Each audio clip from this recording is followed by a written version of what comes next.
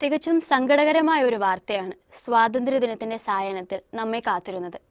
സ്വാതന്ത്ര്യദിന പതാക താഴ്ത്തി കൊടിമരം അഴിച്ചുവെക്കുന്നതിനിടെ തലശ്ശേരി രൂപതാംഗവും എല്ലാവർക്കും പ്രിയങ്കരനുമായ ഷിൻസ് കുടിലച്ചൻ നമ്മെ വിട്ടുപിരിഞ്ഞു. കാസർഗോട്ട് മുള്ളേരി ഇടവക വികാരി ഫാദർ മാത്യു കുടിലിന്റെ സംസ്കാരം ശനിയാഴ്ച നടക്കും.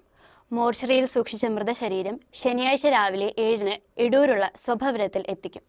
8 മുതൽ എടൂര് സെന്റ് തോമസ് ദേവാലയത്തിൽ മൃതദേഹം പൊതുദർശനത്തിന് വെച്ച ശേഷം 10-നാണ് സംസ്കാരം. സ്വാതന്ത്ര്യദിനത്തോടനുബന്ധിച്ചുയർത്തിയ ദേശീയ പതാകയുടെ കൊടിമരം അഴിച്ചുമാറ്റുന്നതിനിടെ കമ്പി വൈദ്യുതി ലൈനിൽ തട്ടിയാണ് അപകടമുണ്ടായത്. ഉടൻ ആശുപത്രിയിൽ എത്തിച്ചെങ്കിലും വ്യാഴാഴ്ച വൈകിട്ട് 7:30 മരണം സംഭവിക്കുകയായിരുന്നു. തലശ്ശേരി അതിരൂപത അംഗവും കണ്ണൂർ ജില്ലയിലെ എടൂർ സ്വദേശിയുമാണ്. 2010-ൽ തലശ്ശേരി മൈനർ സെമിനാരിയിൽ വൈദിക പഠനത്തിനായി പ്രവേശിച്ചു.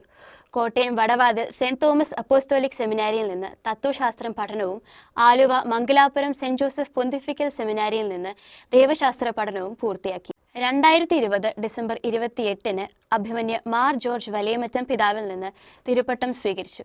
നെല്ലിക്കാംപോയിൽ, ചെമ്പത്തൊട്ടി, കുടിയാൻമല പള്ളികളിൽ അസിസ്റ്റന്റ് വികാരിയായി സേവനം ചെയ്തിട്ടുണ്ട്.